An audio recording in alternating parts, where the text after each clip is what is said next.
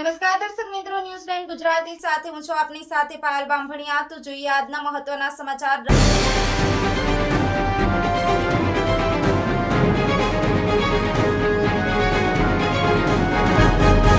જૂની લોનવાળી ગાડીઓ ચાલુ લોન પર લઈને પાછી ગાડીની કબાડીમાં વેચી નાખી, કટિંગ કરી ગાડીના સ્પેર પાર્ટ્સ વેચી નાખતી ગેંગનો રાજુલા પોલીસે પર્દાફાશ કરી 3 આરોપીઓને ઝડપી પાડ્યા છે અને 3 આરોપીઓ પકડવાના બાકી હોય। જે અંગે એએસપી વલય વેદ પ્રેસ કોન્ફરન્સ કરી અને આજે ગાડીને ખરીદી ભંગારમાં વેચી દેનાર આરોપી પકડી અને સબ પ્રેસ કોન્ફરન્સ સંબોધી હતી। આ છે અમરેલી જિલ્લાનું રાજુલા પોલીસ સ્ટેશન।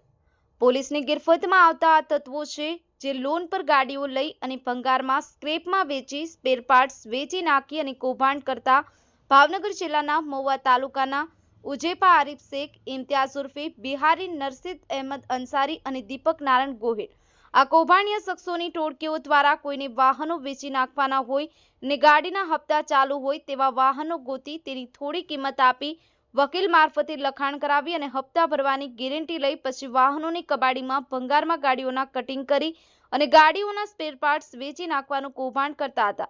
આવી એક ગાડી રાજુલાની લઈ અને તેનું લખાણ કરી અને ગાડીને સ્ક્રેપમાં વેચી અને અલગ અલગ સ્પેર પાર્ટ્સ વેચી નાખેલા, જે અંગે રાજુલા પોલીસમાં ગુનો નોંધાયેલ હતો।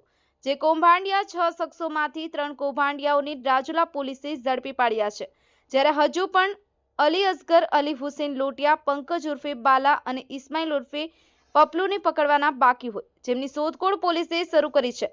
હાલ સાવરકુંડલા એએસપી વલય વેદે પ્રેસ કોન્ફરન્સ સંબોધી અને સમગ્ર કૌભાંડ અંગેની વિગતો જણાવી હતી।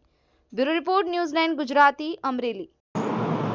રાજુલા પોલીસ સ્ટેશનમાં 16મી તારીખના રોજ એક છેતરપિંડી તથા કાવતરાનો એક કેસ રજીસ્ટર કરવામાં આવ્યો હતો। આ કેસની વિગત એવી રીતની છે કે આમાં એક ઓર્ગેનાઇઝડ એક ગેંગ છે જે લોન જેની ચાલુ હોય એવા ટ્રકવાળા માણસોને પકડીને અને જે ટ્રક વેચવા માંગતા હોય એની સાથે એક બાનાખાટ કરીને કરાર કરે છે, જેમાં લમસમ પહેલાં કંઈક રૂપિયા આપવામાં આવે છે। એ રૂપિયા પછી એવો ભરોસો આપવામાં આવે છે અને એવું અગ્રીમેન્ટ થાય છે કે બીજા બધી લોન અમે ભરી દઈશું, પરંતુ તમે ટ્રક અમને આપી દો। એકવાર ટ્રક પોતે મેળવી લે છે પછી નથી એ લોકો હપ્તા ભરતા નથી, કાંઈ પોતાનો ફોન બોન બધું બંધ કરી દે છે, બધા ટચમાં નથી રહેતા જેની સાથેથી વેચાણ કરાર કરે છે એની સાથે।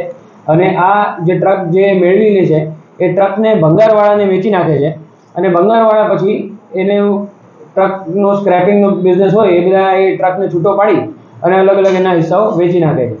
આ રીતનું એક કૌભાંડ રિલેટેડ એક અરજી અમારે ત્યાં આવી હતી, જેની તપાસ કરતાં અમને ખબર પડી કે આમાં આ તો એક બહુ મોટું કાવતરું છે અને આ પ્રોપર ઓર્ગેનાઇઝ વેમાં ચાલે છે, જેથી અમે તપાસ કરીને એનો ગુનો રજીસ્ટર કરવામાં આવ્યો હતો।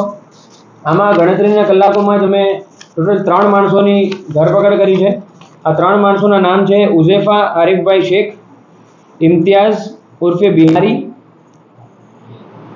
દીપકભાઈ ઉર્ફે કાલા નારણભાઈ ગોયલ અને આના સિવાય બીજા 3 માણસો જે અમારા તપાસમાં જેમના નામ ખુલેલ છે અને જેમનો પણ આમાં એક બહુ અહેમ કાવતરામાં જેમની ભૂમિકા છે, એ 3 માણસોના નામ છે અલી અસગર, અલી હુસેન લોટિયા, પંકજ ઉર્ફે બાલા તથા ઇસ્માઇલ ઉર્ફે પપલુ।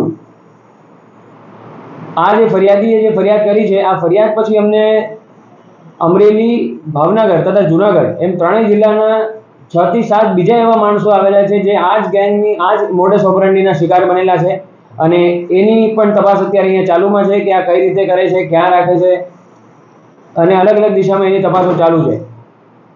આજે અહીંયાથી અમે એ જ અપીલ કરવા માંગીએ છીએ કે કોઈ પણ બીજા લોકો આ 3 જિલ્લામાં કે આની બહારના જિલ્લાના કોઈ લોકો આ સેમ ગેંગના જો તમે શિકાર બન્યા હોય કોઈ, તો એ અમારી પાસે આવે અને અમે એમને જરૂરથી મદદ કરશું। અમે જાણવા માંગીએ છીએ કે આ ગેંગે ખરેખર કેટલી આવી રીતની ખરીદીને અને એમનો સ્ક્રેપિંગમાં રાખીને આ કાવતરું કરીને જે છેતરપિંડી કરી છે એનું એક્સટેન્ટ અમે જાણવા માંગીએ છીએ।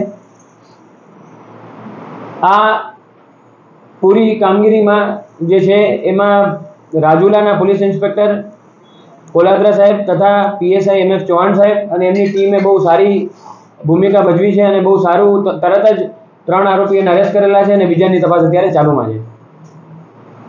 ઓકે।